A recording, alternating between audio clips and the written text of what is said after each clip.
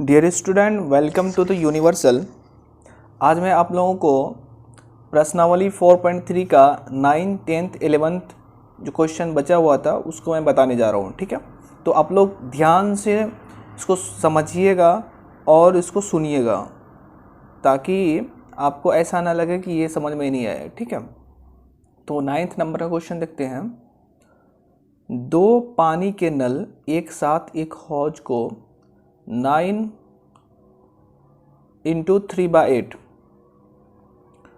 घंटों में भर सकते हैं। ठीक है, ये पहला है। दो नल एक साथ। बड़े व्यास वाले नल हौज को भरने में कम व्यास वाले नल से 10 घंटे कम समय लेता है। प्रत्येक द्वारा अलग से हौज को भरने जो समय लगता है उसको ज्ञात करना है। ठीक है, छोटा वाला नल जो है वो 10 घंटा ज़्यादा लेता है बड़े व्यास वाले नल से। ठीक है, या बड़े वाले व्यास वाला नल जो है 10 घंटा कम लेता है छोटा वाला से। ठीक है, तो क्वेश्चन देखते हैं हम लोग। 9th है, माना छोटे या कम छोटे व्यास वाले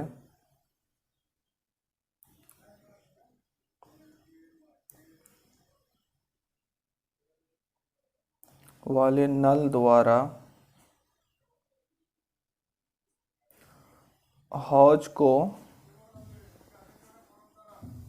भरने में लगा समय = x घंटा। ठीक है, तो बड़े व्यास वाले नल द्वारा हौज को भरने में लगा समय x - 10 आवर हो जाएगा। क्यों? ये 10 घंटा कम लेता है क्वेश्चन से। ठीक है,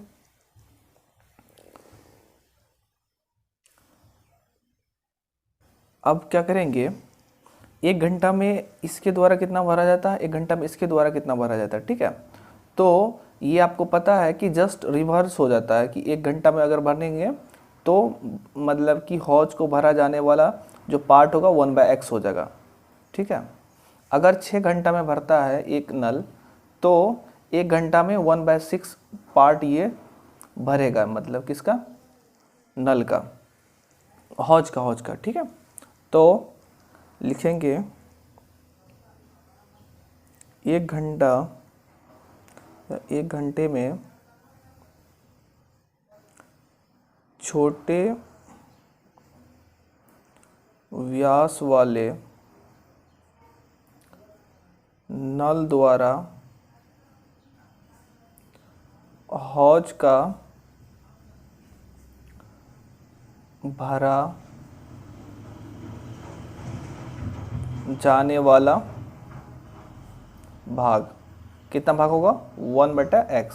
ठीक है, हमेशा आपको याद रखना, अगर एक मतलब कि एक हौज, ये पूरा हौज को भरने में कुछ x घंटा लगता है तो 1 घंटा में 1/x पार्ट भरेगा। अगर यहाँ पे 1 घंटा की जगह पे 5 घंटा होता तो 1 घंटा में जो है 1/5 पार्ट हुआ हौज का भरता। ये क्वेश्चन, इस तरह का क्वेश्चन आपको कंपटीशन में बहुत ज़्यादा देखने को मिलेगा। ठीक है, तो आपको ध्यान रखना है इसको। एवं 1 घंटे में बड़े व्यास वाले नल द्वारा हौज का जो पूरा भाग भरा, मतलब हौज का कितना भाग भरा जाएगा? 1/x - 10 इतना भाग भरा जाएगा। ठीक है, एवं 1 घंटे में दोनों नल द्वारा हौज का भरा जाने वाला भाग, क्वेश्चन में कितना दिया हुआ है? क्वेश्चन में आपका ये है 9/72, 75/8, तो जस्ट इसका अपोजिट हो जाएगा 8/75। ये 1 घंटा में दोनों के द्वारा भरा जाएगा। तो अब क्या करेंगे, 1/x अब लिख देते हैं, मतलब कि 1/x बाय 1/x - 10 कितना भरा जाएगा? 8/75। मतलब कि छोटा व्यास वाला इतना भाग भरता है, बड़ा व्यास वाला इतना भाग भरता है हौज का, और दोनों का टोटल का कितना है 8/75 है। ठीक है, तो इस तरह से हम लोग इसको देखेंगे। अब इसको सॉल्व करने जा रहे हैं। x इंटू एक्स माइनस 10, यहाँ से अब करेंगे तो x माइनस 10 प्लस एक्स, इतना हो गया 8/75। यहाँ से 2x minus 10 by x square minus 10x is equal to 8/75। यहाँ से क्रॉस मल्टीप्लिकेशन कर देंगे, 150x minus 750 is equal to 8x square minus 80x। यहाँ से ये वाला जो पार्ट है इसको यहीं रखेंगे, इसको इधर से इधर कर देंगे। ठीक है, तो 8x square minus 80x minus 150x plus 750 is equal to 0। ठीक है, 8x square minus 230x plus 75 0 इतना हो गया इज इक्वल टू 0। अब द्विघाती फॉर्मूला से, द्विघाती सूत्र से x इज इक्वल टू, पहले फॉर्मूला लिखेंगे minus B plus minus B square minus 4ac divided by 2a। यहाँ पे b कितना है माइनस 230 प्लस माइनस माइनस 230 का whole square minus 4 into a का वैल्यू 8 है और c का वैल्यू 750 है, डिवाइडेड बाय 2 इंटू 8। यहाँ से 230 प्लस माइनस यहाँ कितना हो जाएगा 529 होता, 23 का 529 00 माइनस ये आपका 240 00 डिवाइडेड बाय 16। ये हो जाएगा हमारा 230 प्लस माइनस, अब इसको माइनस कर दीजिए 9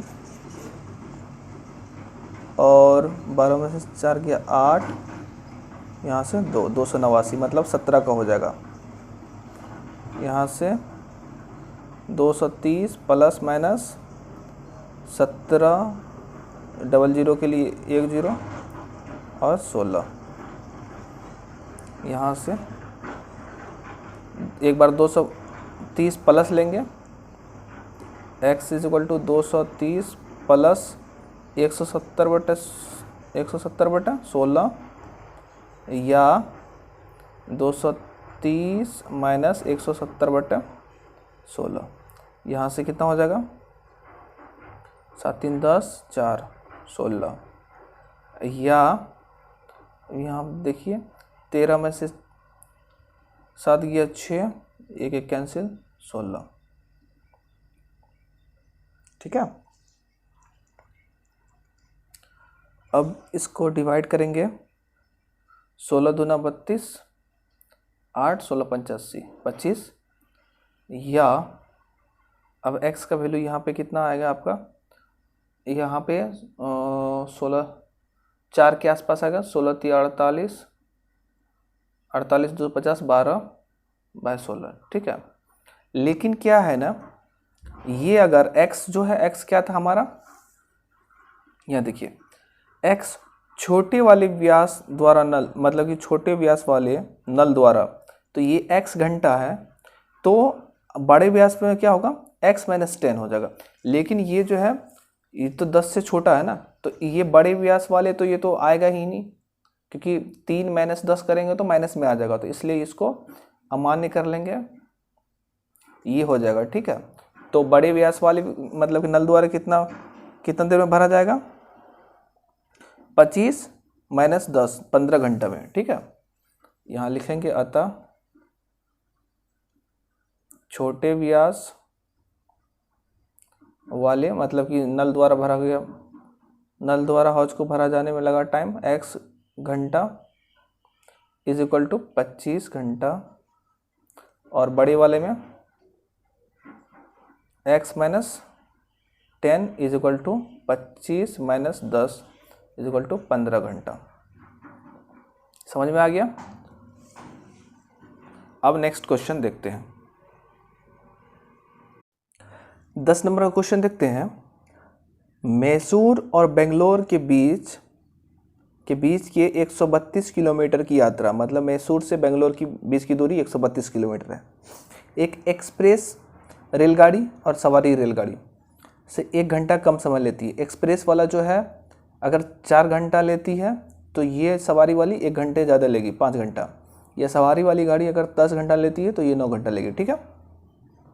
वो बीच में जो ठहराव का लिख दिया क्वेश्चन में, बीच में मध्य के स्टेशनों पर ठहरने का समय ध्यान में न लिया जाए तो इसको नेगलेक्ट कर दीजिए। यदि एक्सप्रेस रेलगाड़ी की औसत चाल सवारी गाड़ी की औसत चाल से 11 किलोमीटर पर आवर अधिक हो तो दोनों गाड़ियों की औसत चाल ज्ञात कीजिए।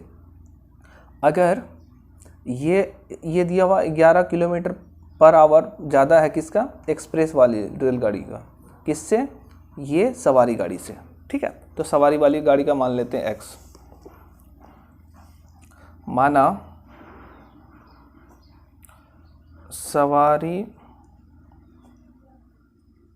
गाड़ी की औसत चाल is equal to x kilometre per hour, तो एक्सप्रेस रेलगाड़ी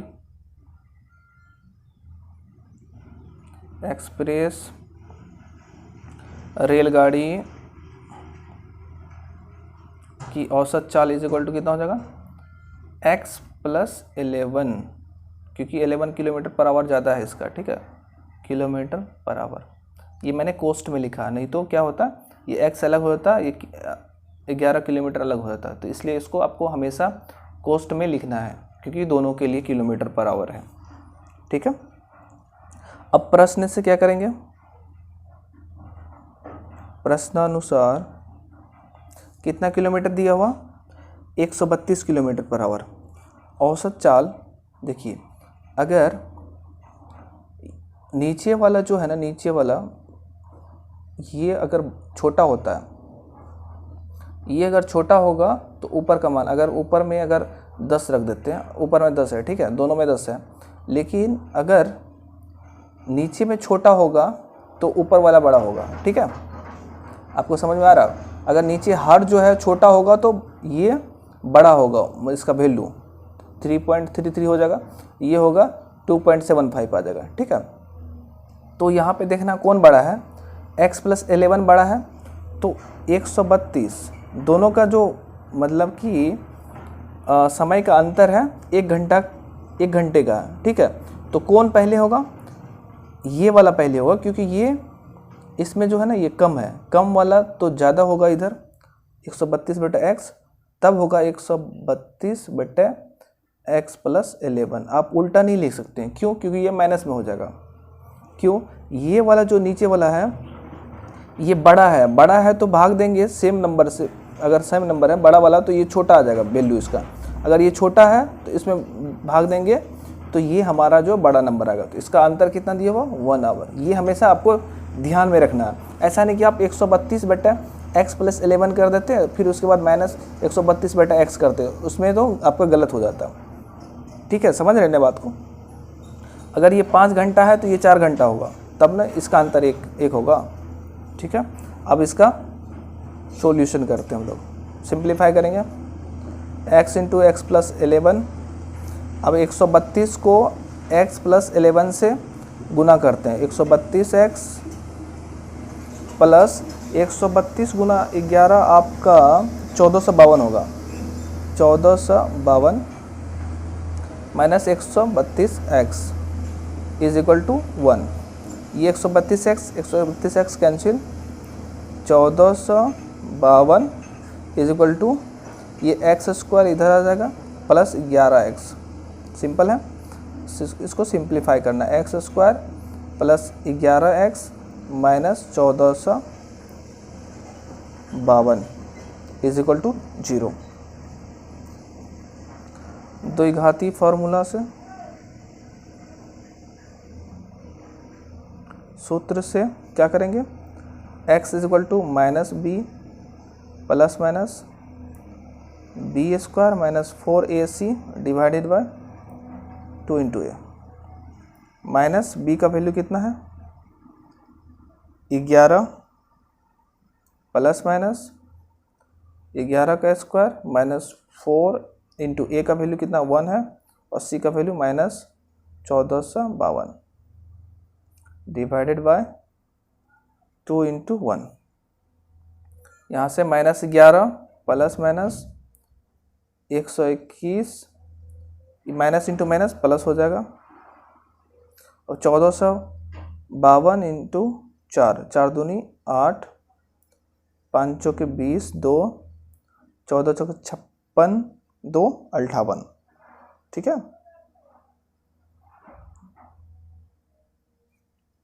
डिवाइडेड बाय 2।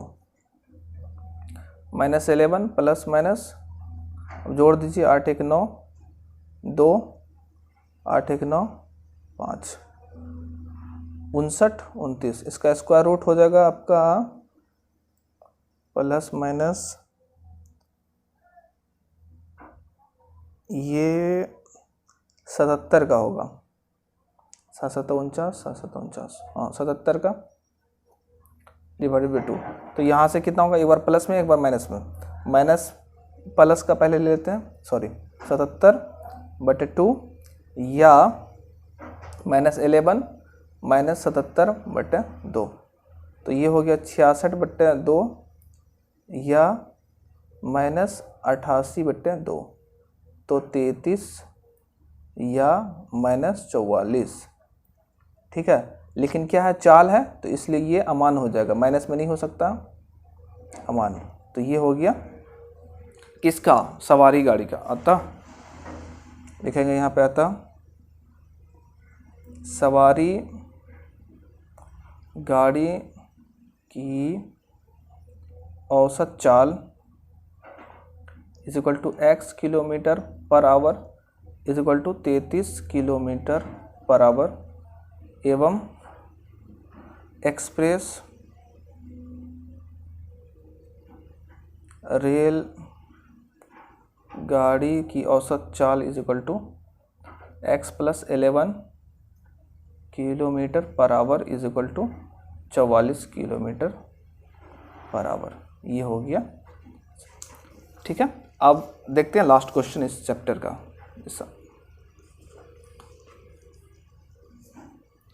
क्या दिया हुआ है, 2 वर्गों के क्षेत्रफलों का योग 468 मीटर स्क्वायर है। यदि उनके परिमापों का अंतर 24 है तो दोनों वर्गों की भुजाएं ज्ञात कीजिए। ठीक है, सिंपल क्वेश्चन है, देखते हैं। पहले क्या करेंगे, माना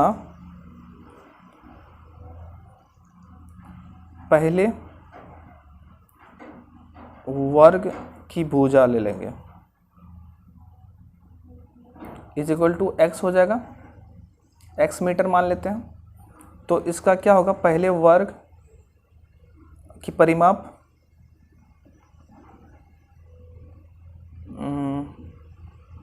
वर्ग का परिमाप कितना होगा 4 × x, क्योंकि ये वर्ग है। अगर एक वर्ग का चारों भुजा बराबर होता है, ये x है तो ये भी x, ये भी x, ये भी x, तो परिमाप कितना होगा 4 × x, इतना हो गया मीटर। ठीक है, तो दूसरे वर्ग का परिमाप कितना हो जाएगा, दोनों का अंतर कितना दिया 24 दिया होता, 24 - 4x मीटर। समझ रहे हैं बात को, दोनों का अंतर दिया हुआ 24, तो ये 24, अगर देखिए दो संख्या का अंतर अगर 24 दिया हुआ है, तो अगर एक संख्या इतना मान लेते हैं तो दूसरा संख्या कितना हो जाएगा 24 - x। अगर यहाँ पे आप मतलब कि अगर ये पहला संख्या मान ली, ठीक है, तो इसका y कितना होगा,